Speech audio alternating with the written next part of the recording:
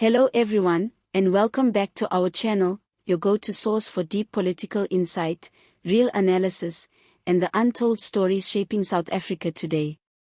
In this episode, we dive into an extraordinary moment on the international stage, one that involves former US President Donald Trump, South African President Cyril Ramaphosa, and economic freedom fighters leader Julius Malema.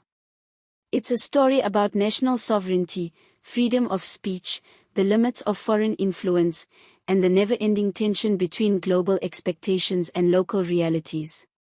So, what exactly happened?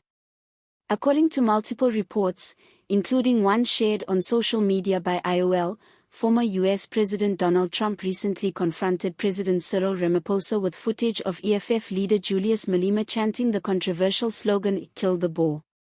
This moment reportedly occurred during a private exchange, and Trump was said to be visibly upset, demanding that Ramaphosa take action against Malema, whom he accused of inciting racial hatred and potentially threatening the safety of South Africa's white minority population, especially Afrikaner farmers.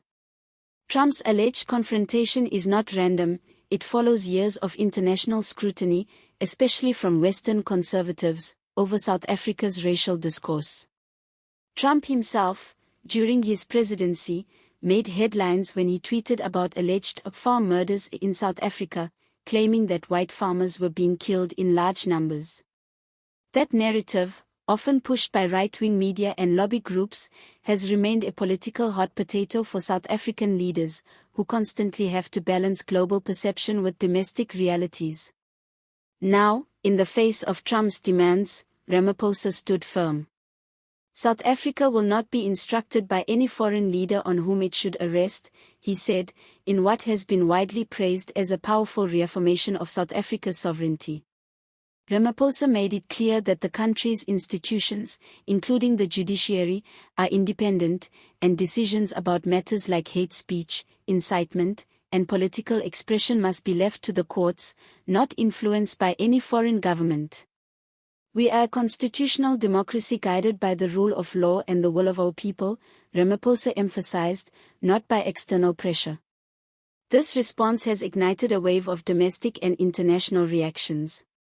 Here at home, the EFF quickly welcomed Ramaphosa's remarks.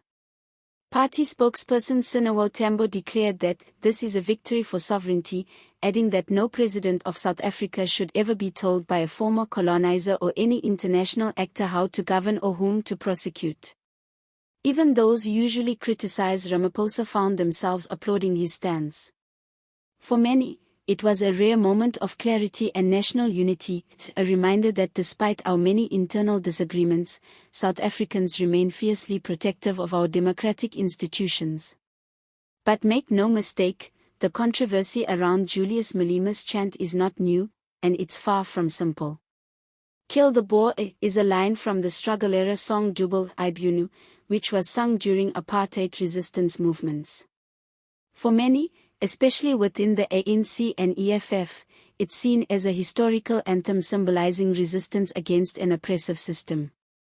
However, critics, including AfriForum and some farming unions, argue that it promotes racial hatred and contributes to violence against white farmers. South African courts have weighed in on this issue several times over the years, sometimes ruling that the chant is hate speech, other times viewing it in historical context and rejecting claims of direct incitement. It's a legal and moral minefield, and one that has divided the country across racial, political, and class lines. So when Trump reportedly presented Ramaphosa with several clips of Malema leading the chant, demanding action, it wasn't just about one slogan. It was about who gets to define hate speech in South Africa, and whether that definition should be influenced by outsiders who don't live within the daily realities of this country. Ramaphosa's reply wasn't just about Malema. It was about protecting the integrity of South Africa's democracy. "This is a matter for our institutions to deal with in accordance with our laws," Ramaphosa said. "We cannot allow political rhetoric, however controversial, to be weaponized by international actors seeking to destabilize or direct our domestic affairs. This is where the real heart of the matter lies. South Africa, for all its flaws and challenges, remains a constitutional democracy. We have institutions designed to deal with issues of hate speech, violence, and political extremism. Whether you agree with Malema or not, allowing a foreign leader to dictate who should be arrested or investigated would set a dangerous precedent, one that threatens the independence of our entire justice system. Legal experts and constitutional scholars have also backed Ramaphosa's comments. Many noted that South Africa is one of the few African nations that consistently defends the principle of judicial independence.